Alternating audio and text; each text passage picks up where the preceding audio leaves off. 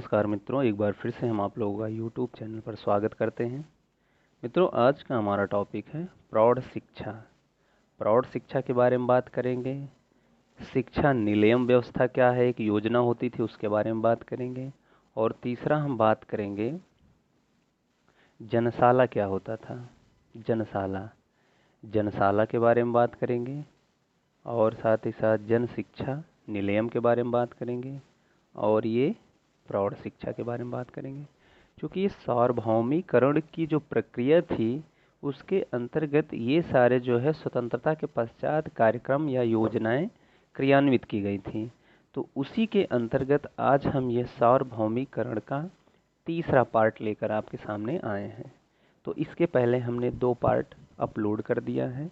आप अगर उसको नहीं देखे हैं तो कृपया उसको देख लें, जिससे कि चीज़ें आपको बिल्कुल क्लियर हो जाए। तो आइए देखते हैं प्रौढ़ शिक्षा के अंतर्गत क्या कार्यक्रम क्रियान्वित किए गए थे। तो निरक्षरों प्रौढ़ शिक्षा के अंतर्गत निरक्षर प्रौढ़ों को साक्षर करने के उद्देश्य से 1978, ध्यान रखिएगा मित्रों, 1978 में 2.7 लाख शिक्षा केंद्र चालू किए गए। कितने? 2.7 लाख शिक्षा केंद्र चालू किए गए। परंतु यह कार्यक्रम अपना लक्ष्य अर्जित करने में नाकाम रहा। इसकी असफलताओं को देखते हुए सन 1988 में राष्ट्रीय शिक्षा मिशन की शुरुआत की जाती है। कब मित्रों? 1988 में राष्ट्रीय शिक्षा मिशन की स्थापना होती है, जिसने अपने लोकप्रिय कार्यक्रम संपूर्ण साक्षरता से जन जन को जोड़ने का प्रयास किया। कहने का मतलब है कि निरक्षर प्रौढ़ों को साक्षर करने के उद्देश्य से प्रौढ़ शिक्षा कार्यक्रम क्रियान्वित किया गया था। यह सन 1978 में शुरू किया गया, लेकिन यह अपने उद्देश्यों, अपने लक्ष्यों को प्राप्त नहीं कर सका। ठीक, फिर इसमें कुछ बदलाव किया गया 1988 में, और एक नया मिशन की स्थापना हुई, जिसका नाम जो है राष्ट्रीय शिक्षा मिशन के नाम से जाना जाता है, और जिसने अपने लोकप्रिय कार्यक्रम, इसके अंतर्गत एक कार्यक्रम रखा गया और जिसका नाम था संपूर्ण साक्षरता।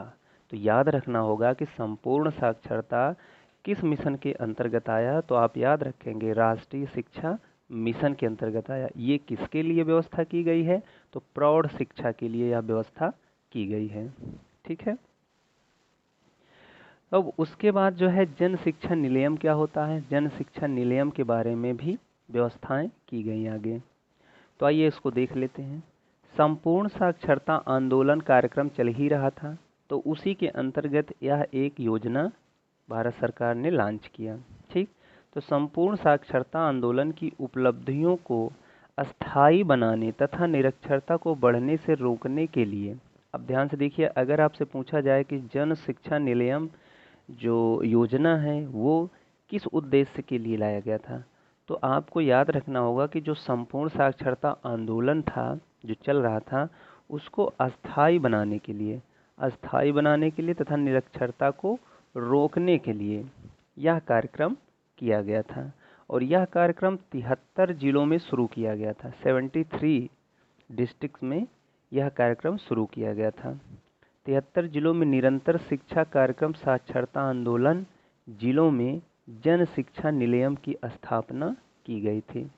यानी शुरुआत में कितने जिलों में यह स्थापना की गई थी? तो जन शिक्षा निलयम की स्थापना 73 जिलों में शुरुआत में की गई थी। और इसका बेसिक उद्देश्य क्या था, इसको आपको ध्यान रखना है।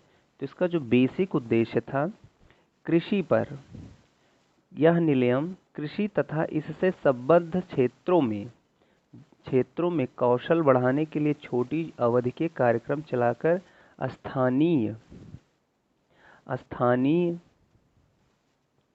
व्यक्तियों को विकास कार्यक्रमों के बारे में जानकारी देते थे। यानी यह जो है, अगर बेसिकली आपसे पूछा जाए तो ये कोई प्राथमिक शिक्षा से या कोई और शिक्षा योजना के परे थोड़ा सा हट करके इसको अलग व्यवस्था बनाया गया था, क्योंकि जानते हैं कि भारत एक कृषि प्रधान क्षेत्र है, भूमि है। यहाँ कृषि को बढ़ावा देने के लिए, कृषि के प्रति उत्तरदायित्व को पहचानने के लिए, कृषि के प्रति विकास करने के लिए यह जो है विकास योजना लाया गया था। ठीक है। फिर आगे बढ़ते हैं। तो जनसाला कार्यक्रम क्या था, जनसाला योजना के अंतर्गत क्या क्या कार्यक्रम आते हैं और इसमें क्या कौन कौन से एजेंसीज काम करती हैं, कब यह इसकी स्थापना हुई, कब इसको शुरुआत किया गया, इसके बारे में हम लोग यहाँ पे अध्ययन करने वाले हैं। तो यह कार्यक्रम भारत सरकार और संयुक्त राष्ट्र संघ है। अब यहाँ जनसाला किसके किसके बीच में, भारत सरकार और संयुक्त राष्ट्र संघ के बीच में ये इकाई बनती है।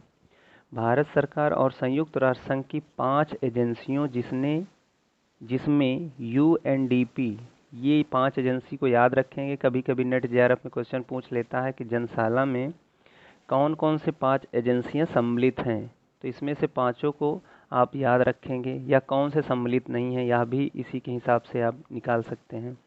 तो 5 एजेंसी कौन कौन से हैं, UNDP है, यूनिसेफ है, यूनेस्को है, ILO है, UNFPA है। UNFPA यानी UNDP, यूनिसेफ, यूनेस्को, ILO तथा UNFPA मिलकर चला रही हैं, ठीक है, जनसाला योजना को। यह विश्व का ऐसा पहला कार्यक्रम है जिसमें संयुक्त राष्ट्र की 5 एजेंसियां मिलकर काम कर रही हैं, यह भी आपको याद रखना होगा। इसका उद्देश्य समाज के वंचित और पिछड़े वर्गों, विशेष रूप से लड़कियों, अनुसूचित जाति, जनजाति, अल्पसंख्यकों, श्रमजीवी बच्चों और विशेष देखभाल की आवश्यकता वाले बच्चों को प्राथमिक शिक्षा उपलब्ध कराना है। तो इसका उद्देश्य बहुत ही व्यापक है, जिसके अंतर्गत जो वंचित हैं, शिक्षा के मेन धारा से नहीं जुड़े हैं, उनको जोड़ना, पिछड़े वर्गों के बच्चों को जो है सुव्यवस्थित सुसंगठित शिक्षा की व्यवस्था करना, और साथ ही साथ जहाँ रूढ़वादिता यानी लड़कियों को शिक्षा नहीं प्रोवाइड की जाती है, उनको जो है जागृत करना, उनको जो है प्रेरित करना, और साथ ही साथ अनुसूचित जाति, जनजाति, अल्पसंख्यकों, श्रमजीवी जो श्रम के साथ साथ पढ़ाई करना चाहते हैं उन बच्चों के लिए भी व्यवस्था करना, और साथ ही साथ विशेष देखभाल वाले बच्चों जैसे कि हैंडीकैप्स होते हैं, दृष्टिबाधित हैं, मूक बाधिर हैं, चल नहीं पाते हैं, पैर से विकलांग है, उन तरीके के बच्चों के लिए भी यह व्यवस्था प्रोवाइड करता है। इस कार्यक्रम के संचालन में यूनेस्को और ILO कार्यक्रम के संचालन में तकनीकी सलाह देते हैं। अब आपको यहाँ और ध्यान रखना होगा कि इस कार्यक्रम के संचालन में कौन कौन जो है तकनीकी सलाह देते हैं, तो उसमें है यूनेस्को है और साथ साथ ILO है, ठीक है। बाकी जो 3 बच रहे हैं, शेष 3 एजेंसियां वित्तीय सहायता देती हैं, जो इस समय $2 करोड़ निश्चित की गई है, ठीक है। यूनेस्को और ILO के अलावा जो 3 एजेंसियां हैं वो कार्यक्रम के प्रोग्राम को जो है वित्तीय सहायता प्रोवाइड करती हैं, तो यह भी आपको याद रखना पड़ेगा। इस कार्यक्रम को खंड आधारित कार्यक्रम भी कहा जाता है। इसको खंड खंड में भी विभाजित किया, चूँकि यहाँ पे यह एक विशेष प्रणाली के अंतर्गत, जैसे मान लीजिए खंड का मतलब यहाँ हम ऐसे समझ सकते हैं, जैसे विशेष देखभाल वाले बच्चों के लिए कौन सा कार्यक्रम चलाया जाए, तो अब उसके लिए जब तक वो कार्य पूर्ण नहीं हो जाएगा उसको चलाया जाएगा, वो संपन्न हो जाएगा तो वहाँ पे महिलाओं के वर्ग के बच्चियों को किस तरीके से शिक्षा प्रोवाइड की जाए। तो इस तरीके से जनसाला कार्यक्रम लगते हैं और वहाँ पे एक पर्टिकुलर मुद्दे को उठा करके वहाँ पे शिक्षा व्यवस्था या उसके विकास को आगे बढ़ाने का प्रयास किया जाता है, तो इसलिए इसे खंड आधारित कार्यक्रम भी कहा जाता है। अब तक इस कार्यक्रम के अंतर्गत लगभग 1500 वैकल्पिक विद्यालय खोले जा चुके हैं। कितने? लगभग 1500 वैकल्पिक विद्यालय खोले जा चुके हैं, और यह कार्यक्रम 1998 से प्रारंभ की गई थी। याद रखिए 1998 से यह कार्यक्रम शुरू हुआ और प्रारंभ में इसकी अवधि 5 वर्ष रखी गई थी, ठीक है, यह भी याद रखिएगा, प्रारंभ में इसकी अवधि 5 वर्ष रखी गई थी। तो आज हमारा जो सार्वभौमिकरण शिक्षा के अंतर्गत ये तीसरा पार्ट था वो कंप्लीट होता है।